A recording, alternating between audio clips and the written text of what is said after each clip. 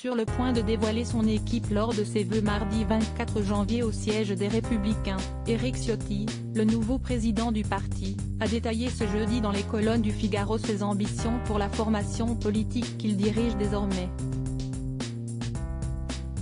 Accord avec le gouvernement, réforme des retraites, prochaine élection présidentielle. L'élu des Alpes-Maritimes a dévoilé quelques-unes de ses cartes. Au sujet de 2027, ce dernier a confirmé son intention de changer les règles, en modifiant les statuts du parti dès ce semestre. Une réforme qui mettra un terme au processus de primaire et permettra au bureau politique de proposer le soutien à un candidat à l'élection présidentielle, a expliqué Éric Ciotti. Soutien qui devra être ratifié par les militants, a ajouté le député. Et de désigner Laurent Wauquiez comme le choix le plus évident, selon sa propre conviction, le calendrier de son engagement pour 2027 n'appartient qu'à lui-même, a-t-il cependant souligné. Toutefois, il ne faudra pas tarder, selon Éric Ciotti. Laurent Wauquiez connaît mon analyse. À lui de définir une date.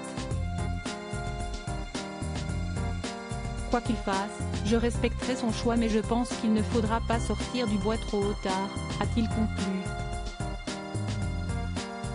L'appel est donc lancé.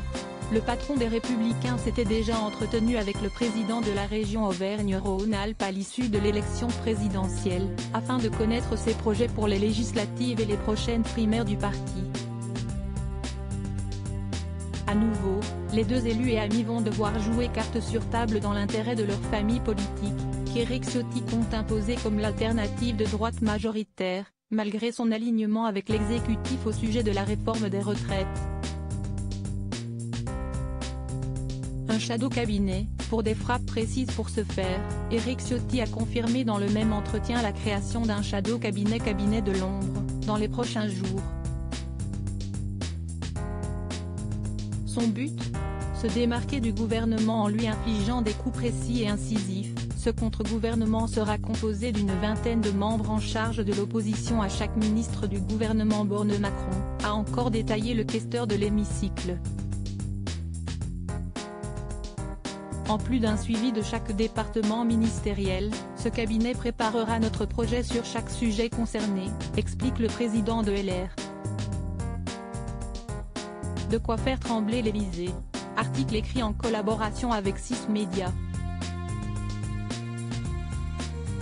Crédit photo, Sandrine Tézia Panoramique.